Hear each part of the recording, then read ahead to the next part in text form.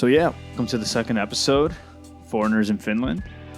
Today we're going to be talking about university life here in Finland. University life in Finland, something that we've had the pleasure of experiencing.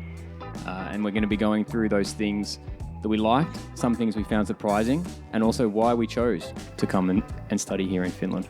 You're listening to Foreigners in Finland, a podcast that explores the experiences of people who moved here from abroad. My name is Felipe Silva. I'm originally from New York, and I'm accompanied by my co-host Jarrod Luxton from Melbourne, Australia. We talk about why people come here, some challenges foreigners face, and all the incredible things this country has to offer.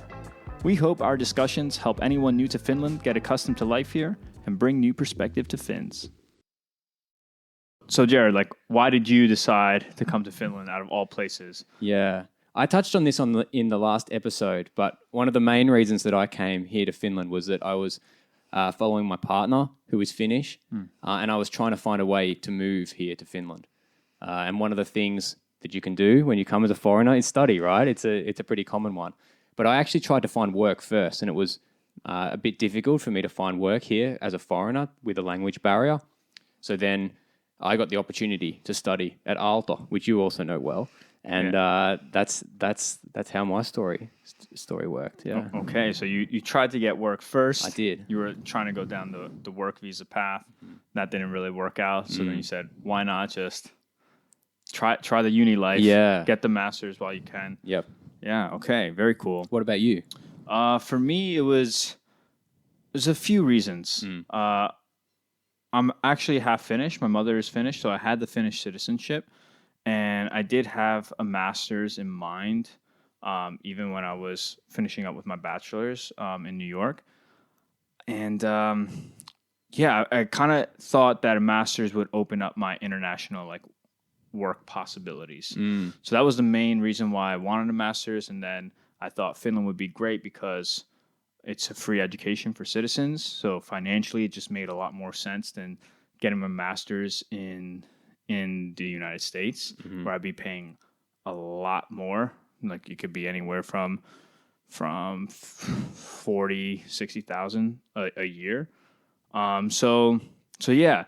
And then at the time I was also dating a Finnish girl, and I thought, okay, it'd be much easier to actually be in the same country. Of course. So there were a few reasons, and I wanted to learn more about my Finnish culture, learn the language a bit, and so that was a few reasons why. A few of the reasons.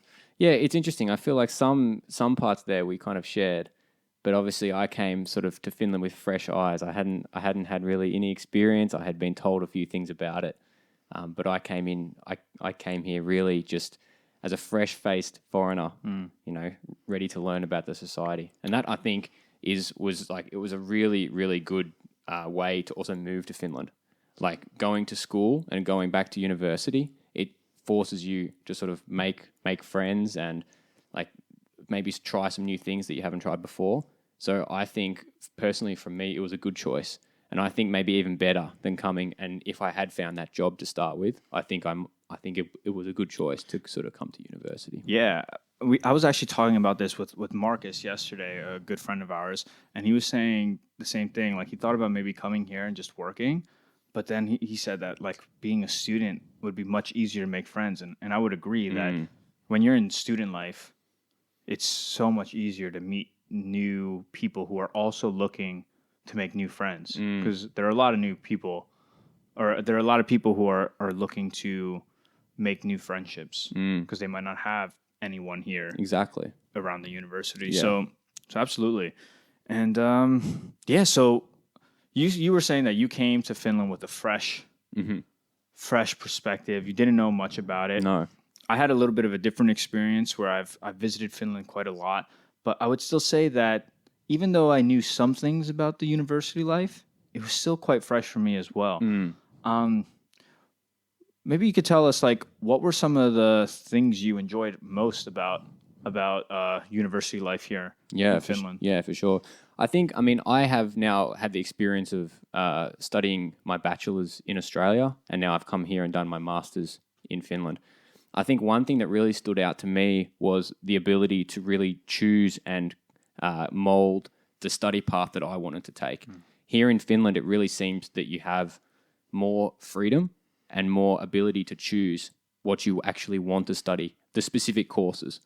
So for me, I really think that was something I much preferred the Finnish way to do it, where you give the students much more freedom and power and actual like self-sovereignty over their own studies. I much prefer that, because then you're not sitting through classes that you're only doing because someone is making you do it. You actually get a bit more flexibility to choose and, really kind of shape yourself how you want to come out of the course which you're doing. Yeah, I would say I had the same experience. Like when I was doing my bachelor in civil engineering in University at Buffalo, it was a very strict curriculum, and you had to take all the courses that were on that list. And there were very few electives that you could actually choose from. And even those electives, they were quite small. It was a small list. I wonder how much that has to do with doing your bachelor versus your master's. You know, I haven't really given that too much thought, but I'm thinking that might have something to do with it. But either way, I would say that at Aalto University, where we studied, we had a lot of flexibility. And like you said, it was cool to kind of create your own studies. Basically, you could mix and match any type of courses that you wanted. Just to give like some reference, you know, we had 1 year where we had to study like from a list of courses, which was already like quite flexible. But then after that, we had 1 semester where you could study anything you wanted. Anything. Absolutely anything. Yeah. I mean, that's pretty unique, I would say. Yeah. At least from my experience. And maybe one good example of that was the chance we both took a course, which actually it gave us the opportunity to go overseas to Africa to actually do some of the development work that our course involved. And that was such a good experience. And also it gives the chance to those people that want to take that type of opportunity, but it doesn't force it on those people that maybe don't want to do it and aren't so interested. So for me, the Finnish education system, especially the masters that we've been through, I think it gives students much more choice and freedom. Yeah. Maybe just to give the listeners a bit more of idea of what we're talking about. We were studying water and environmental engineering at Aalto University, and this course actually was one of the main reasons why I decided to choose Aalto as a study place, because I was always interested in pursuing that type of experience, and I thought that that's where I wanted to go for my career. And it was amazing to actually take that experience where we, you know, got to travel to. Well, I went to Kenya, and I believe you went to Uganda. Correct. Yeah. And we got to like work with some pretty awesome people, and met with the embassy of Finland from my experience, and got to meet with big stakeholders. So I'd say it was a really great learning experience, and kind of opened my perspective in the field of development work.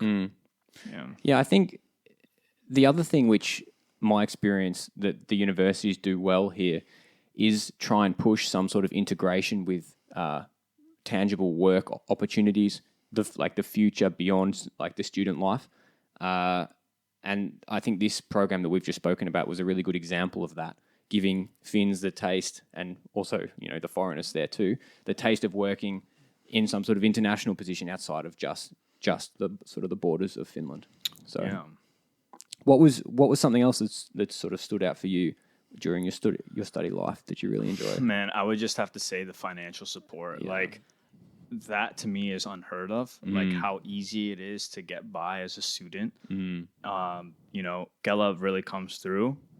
You get rent support, then you get an additional just student benefit support, which helps with whatever expenses you have, whether it's groceries or even just having any type of social life. Yeah. And the amount of student discounts you get for everything, like having a gym membership at the gym on campus, I think was $150 for the entire year. So cheap. I mean, that is really inexpensive. And it's good quality. They had lots of like different sports that you could play, like pickup sports.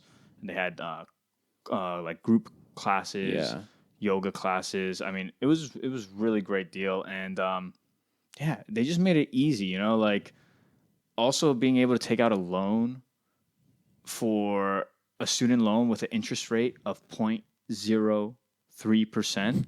I mean, I'm going to say that again, 0.03%. For the listeners in the United States. Yeah, I mean, back home in the US, like any student loan is going to be at least 4%, 5%, and the private ones can even be like 7%. I don't know if people here in Finland know that. Yeah, and I'm not sure if there's the awareness that, I Yeah. mean, of course, people take student loans in different places, but the fine print of those loans are very different. Yeah, Very very different. And I think it's something that Finns should really appreciate and not take for granted because it's pretty incredible asset to have. It sets you free as a student. Yeah. I would say one of the biggest differences is the financial support. Even though Australia has maybe some more financial support than the US does, it's not on the same level as Finland. And what it does is it sets you free for your student life.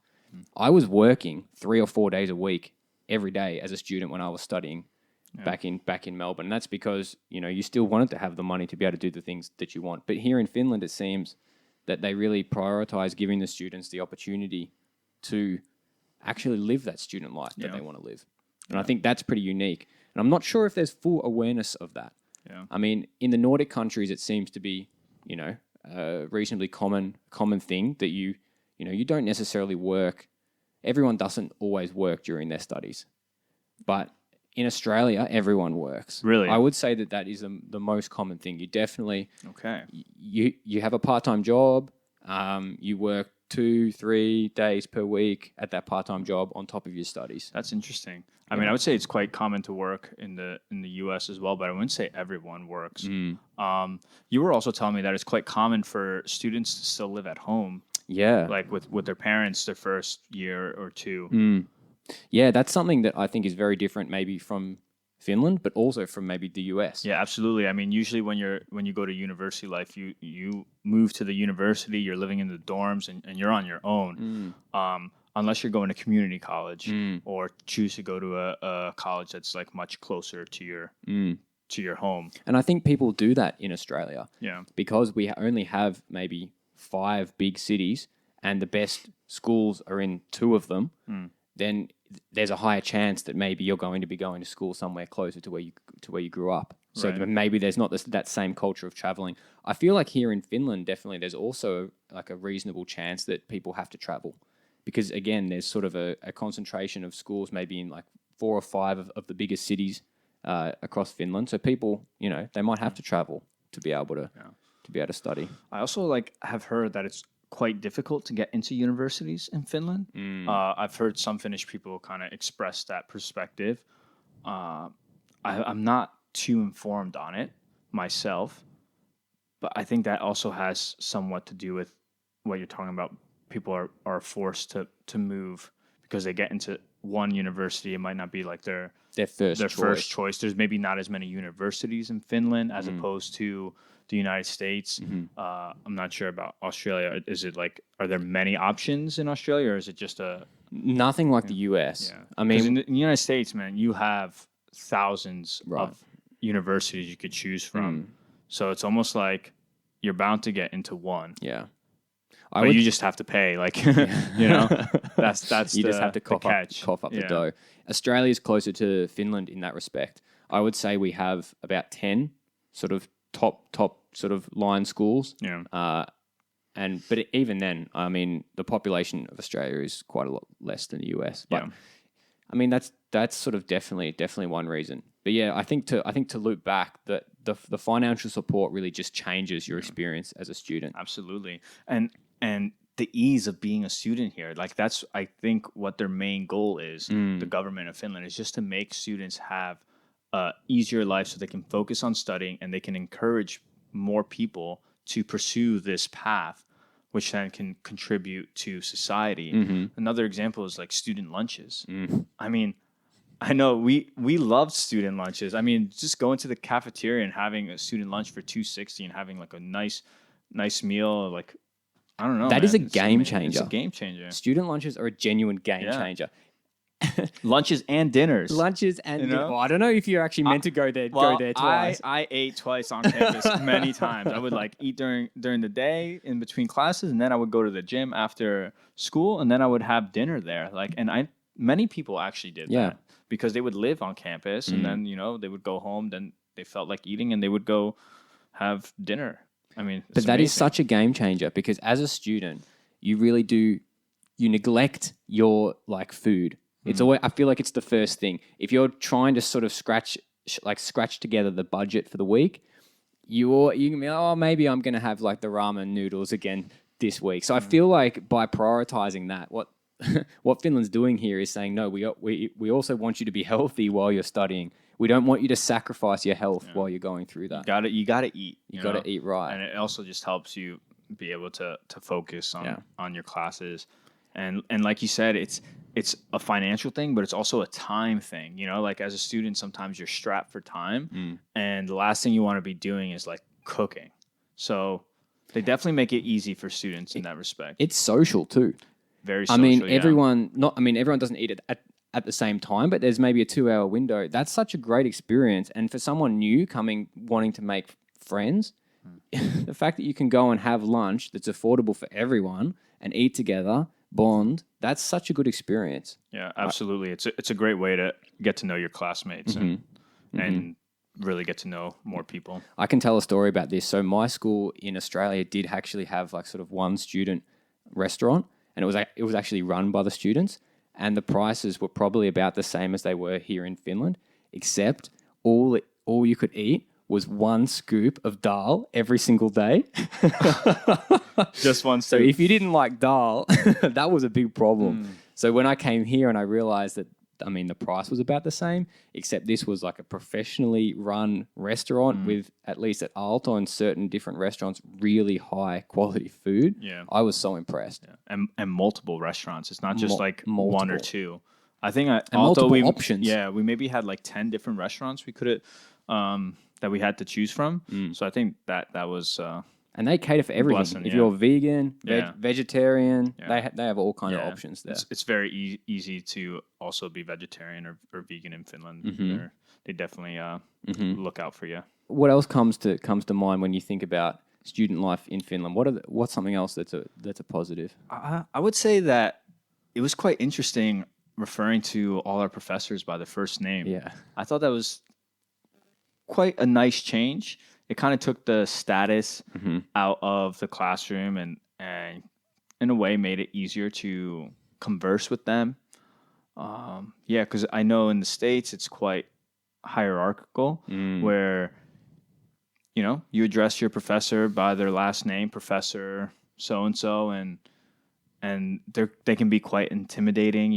They're like this very professional face on and not everyone. I had one professor, now that I think about it, he was really friendly and we just addressed him by his first name, Igor, but he was also from Croatia. So maybe that the European connection. Yeah, maybe gave this different vibe, but it definitely helped students build a connection with him more than the other professors that I had. And I felt that same thing here in Finland, that it was easier to build some kind of connection with your professors, just taking that status out. Absolutely. I would second that 100 times over. I think by making less statusful classrooms, you can just improve the learning experience for everyone. And not just the learning experience, but at the end of the day, when you're at a university, you're all adults. You can actually make connections and sort of network with your teachers rather than feeling like it's more of a one-way, space. I think if you can... The teachers here in Finland, I think that some of them, of course, this is probably a generalization, but most of the teachers I've had experience with have been open to this two-way type of discussion. It's not just them bestowing the knowledge upon all of their students. They're interested in also your thoughts, and they're interested to sort of help them or also better understand their perspectives. And I think also the fact that our class really prioritized having quite a lot of international people in the class, I think it was 50-50. I believe that's correct. Yeah. It was 50-50 in our course or in our program. Also, our program was quite small, I would say. What was it? Maybe just 30, 40 of us? 30 or 40 people. Yeah. But half of those people were from places other than Finland. Yep. And what I think that did was actually make quite a lot of the professors and teachers curious that we were having these discussions that were opening up topics from abroad and from different places, and everyone was learning. Yeah. It wasn't just the students, and I think that was great. It's quite nice. Yeah, maybe we could also talk about the fact that we only had one exam throughout our entire master's program. Yeah, Like, I was shocked by that, and that's also different. that was very different. I'm used to having like most of my grade being influenced by my exams. At least 70%, right? Yeah, like very high. Sure, your homework and assignments counted for something, but your exams you needed to perform well in. And there was a lot of pressure on those exams because if you failed them, it's not like you could just retake the exam. No retakes. No retakes, which meant that you had to retake the whole course. And some courses were only offered in certain semesters, like in the spring semester as opposed to the fall. So if you failed, you would have to wait a year in order to take that. And sometimes they were prereqs for other courses. So it was a lot more pressure to perform and pass that exam. But here, you could retake any exam as many times as you wanted. I mean, that takes the pressure off entirely. And I mean, I love that you could retake it, but also if you can retake it, I mean, no, I just love that aspect, to be honest. But sometimes I felt like because of that, it was really up to the student to decide whether they wanted to learn the material or not, as opposed to forcing the student to learn the material if they wanted to get their degree. So I think that's the nuance there, or the effect, the consequence of that system. I mean, there's pros and cons. Yeah. Of course there is. But I feel like the fact that we only had one exam to me was mind-blowing. I came from a system where it's almost, like, I would say, above 70% exam-based, no retakes. If you fail, you have to do the whole course again, and you have to pay for it again. Yeah, that was the thing. Like, you have to pay. You have to pay again. And that's where the stress comes from. And I feel like when I tell people from Finland that I think people are super surprised by. Because they're right. How can you have an environment where everyone's feeling comfortable to learn, where you're stressed out because this exam is really going to cost you thousands of dollars if you don't pass it right now? And of course, that affects how you approach your exams. Are you going to go out and be social that week before? And a lot of my exams were like really difficult to the point where the average grade was like a 40, 50. So then what happens is they have this grading curve. And what that means is that they take the average and they make that, a C out of like a US grading system, like A being the best, B second. Yeah. So C is average. So if you get a 40 and the average is 40, you get a C. So then depending on how the rest of the class goes, depends on your grade. So you're basically competing with your fellow classmates, which adds a whole other dynamic to your academic experience. Absolutely. I still like studied with a lot of my friends, but it's maybe like a smaller group, and it's like, damn, if everyone else does really well, then it's going to be more difficult for me to pass. It's definitely less of a collective feeling than here in Finland, where everyone, it was like, let's go all as a team. Let's try and do all the best we can, which I think that's how education should be, to be honest, now that I've had a chance to experience it. But what it does do is it does change if you're a competitive person, or if you really get that burn to actually try and outcompete others, you don't get that quite as much here. Yeah.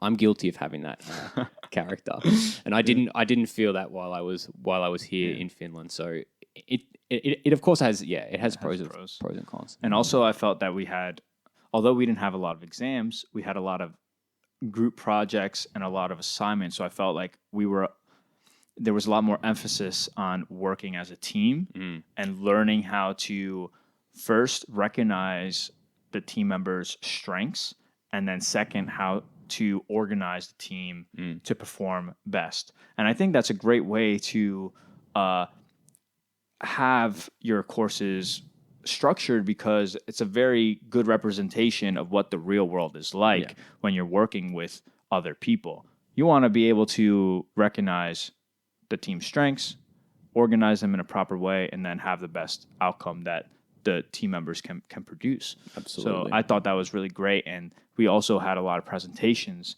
which is always important, which is always an important skill for people to know how to do.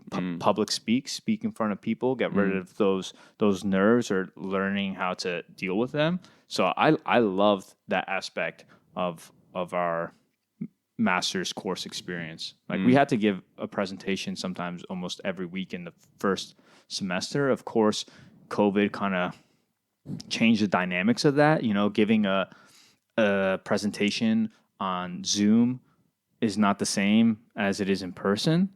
But still, I really appreciated that aspect. Yeah.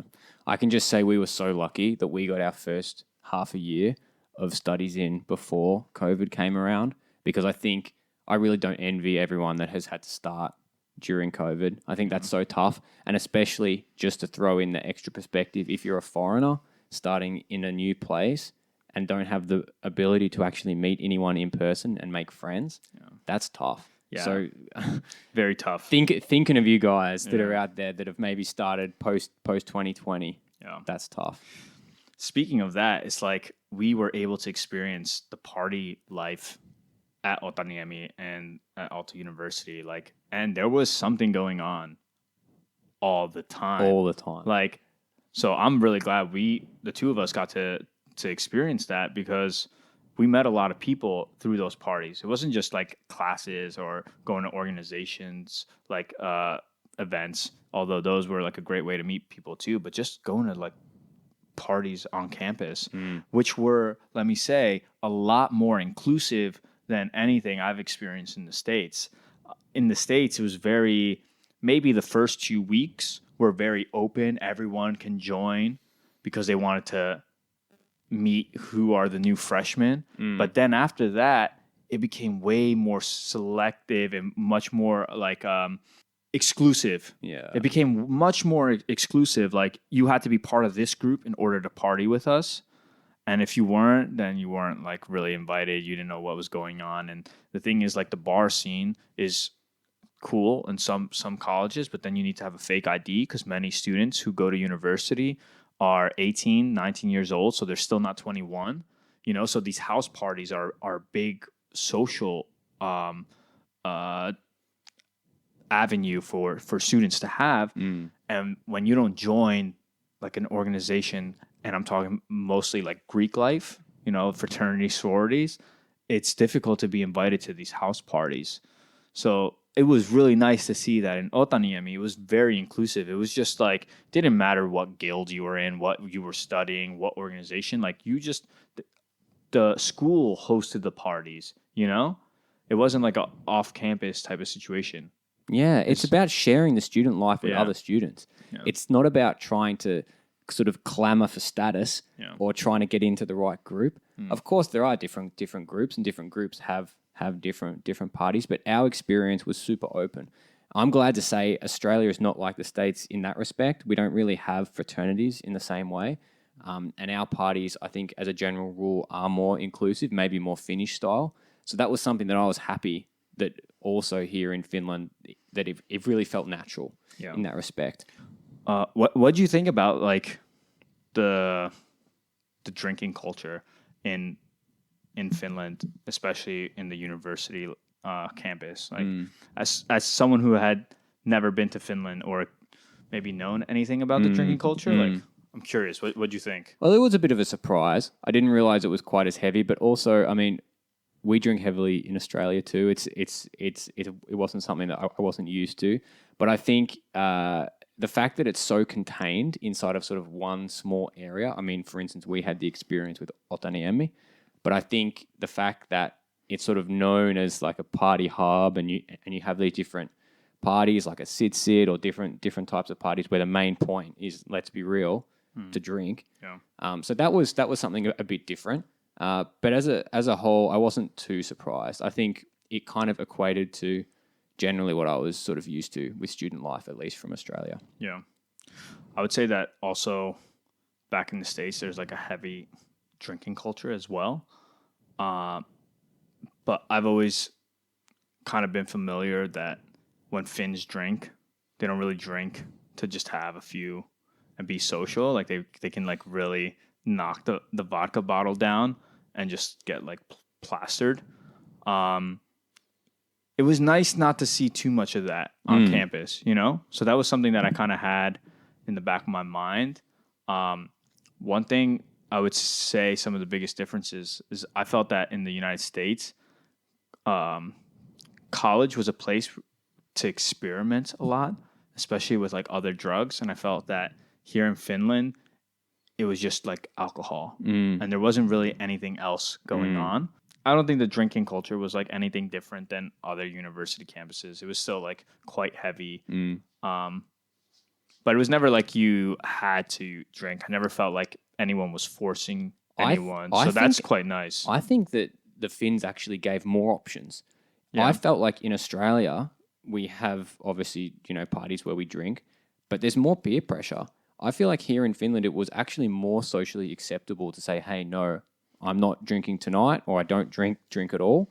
And people didn't question that. Yeah, absolutely. And I actually really, really respect that, because from where I'm from, that's a more difficult statement to make just through peer pressure and different things like that. It's less socially maybe acceptable to just say no. People view you more as a bit of a party pooper. What's going on? Like, Yeah. I would totally second that. So what do you reckon? Would you do it again? Would you choose, if you had your time again, would you also go back to school here in Finland? I would say absolutely. I mean, I don't really have anything negative to say about the whole experience. It didn't hurt the bank at all. So would I do it again? Absolutely. Absolutely. Yeah. What about you? Yeah. For me, it's an absolute yes. I think if you combine the fact that I came to a new place, I managed to meet a bunch of friends, get a degree in the process, and then also get to experience what is student culture, which actually makes up a massive, I think, part of like the general culture here in Finland, like those formative years as a student. I got to experience that. So somehow I feel like now I can connect with Finns better about that. Yeah, 100%. To any foreigners thinking about coming to Finland, check if you can do some sort of study here. I would highly recommend it. Yeah, absolutely. It's a great place to be a student. I don't know if there's a better place where you can be a student.